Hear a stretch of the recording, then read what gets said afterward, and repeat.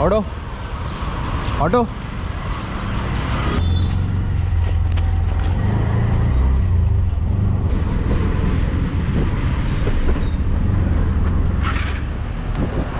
kind of raining, it's drizzling right now, and we have reached the footprint center. Let me call Manish. Yeah, open the door, bro. Open the door.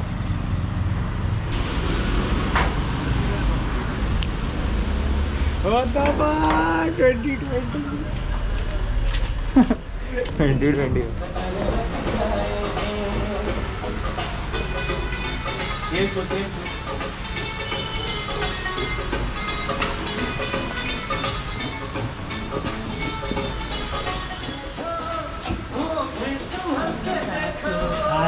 ऐसा क्या क्या As the best warm up we have ever imagined. Manish का चालू है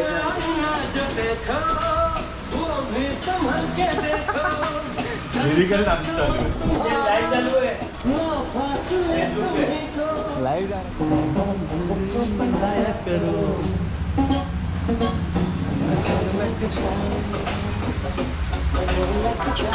oh shit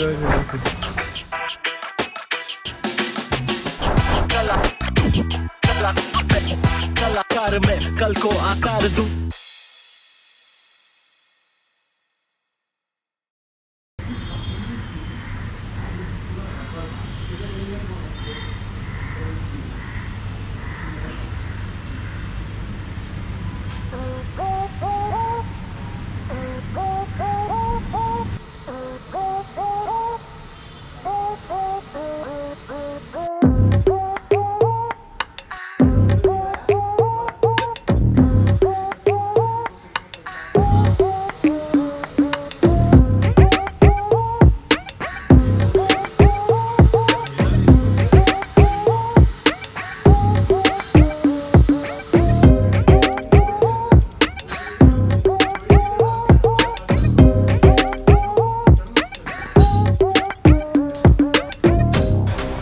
control stretch मैं wide open दूंगा।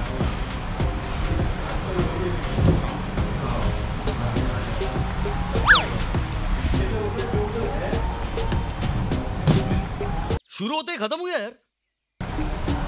Stretch नहीं होता। रोल लेंगे ना भाई कर उसका होता है तो चलेगा।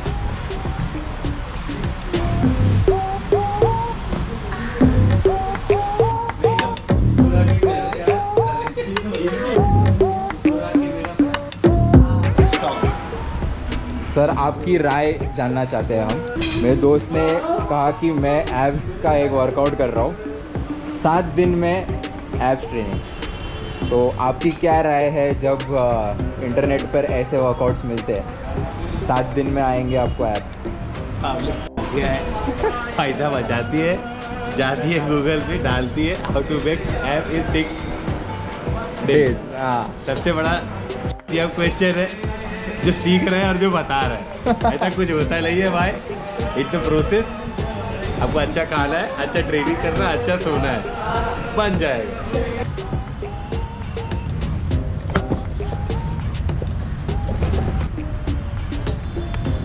नहीं अंदर ही रहो बट लीन ऑन दिस बार। सही रहो स्किन। सो बेसिकली 7 दिन में एब्स बस उसके आते हैं जिसके ऑलरेडी होते हैं। सीन ऐसा है कि मैं एडिट पे था, ये वाला ब्लॉग अभी वाला ब्लॉग करना है एडिट, और फिर उसमें मुझे पता चला कि स्टोरी लाइन नहीं है, बस I am just working out. So I thought let just make this entire thing more interesting. हम क्या करेंगे तो हम कुछ सवाल रहेंगे जो मुझे भी आया है या काफ़ी लोगों को मोस्ट कॉमन जो सवाल रहते हैं once you are going under a body transformation और what I can call is एक फिटनेस जर्नी में घुसते वक्त या वो फैक्ट लोगों ने जो दिमाग में अपने रखा है क्या वो सही है क्या वो गलत है। तो what I do is I do this thing with every expert that we have. Like if we are talking about now will be talking about nutrition and weight loss वाला मोस्ट कॉमन थिंग्स। अगर calisthenic का रहेगा we have calisthenic वाले expert, अगर boxing का रहेगा, other fitness, कुछ भी होगा, आई मेक श्योर दैट आपको जो भी कोई भी एक डाउट होगा ऐसा, आपको अगर जानना रहेगा कि वो सही है कि वो गलत है, तो आप वो कमेंट्स में मुझे पूछ सकते हो, and then I will make sure कि I will get an expert to answer that question. Luckily we have all the experts. Yeah so हम शुरू करते ही ये एक नया segment begin. The first question is, it's not a question but it's a common saying. मतलब जब मैंने स्टार्ट किया था एंड आई सेड, मैंने व्लॉग में भी पहले बताया कि I decided to lose weight first. तो मुझे बताया गया था कि तू कार्डियो बढ़ाएगा तो तेरा फैट लॉस होगा।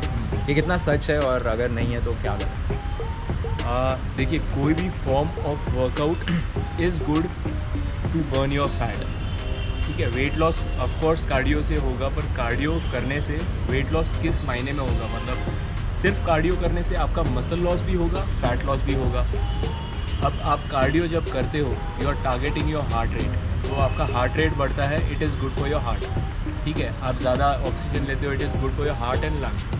बट आपको अगर फैट लॉस की तरफ जाना है, मसल सस्टेन करने हैं, तो आपको रेजिस्टेंस वर्कआउट्स पे जाना चाहिए, जिस स्ट्रेंथ ट्रेनिंग पे, जिसको हम रेजिस्टेंस वर्कआउट कहते हैं। तो बेसिकली हमारा गोल क्या होना चाहिए कि हमारा रेस्टिंग मेटाबॉलिज्म, RM जो कहते हैं हम, उसको बढ़ाना है। वर्कआउट करने के बाद जो आपकी बॉडी मेटाबॉलिज्म, जो आपकी बॉडी कैलोरीज जलाती है, उसको रेस्टिंग मेटाबॉलिज्म कहते हैं। तो कार्डियो करने से 1 या 2 घंटे का होता है पीरियड, पर स्ट्रेंथ ट्रेनिंग करने से उसका 10 से 12 घंटे का स्पैन होता है। So it's a very big difference between cardiovascular activity workouts and strength training और resistance workouts. So it's good for your hearts, which is cardio workouts are very important also, but आपका VO2 max वगैरह बढ़ाने के लिए, पर equally strength training भी इतना ही important है। सो अगर आपको कोई कहेगा कि कार्डियो बढ़ाना है या सिर्फ कार्डियो करने से फैट लॉस होगा, तो ये रॉन्ग नंबर है,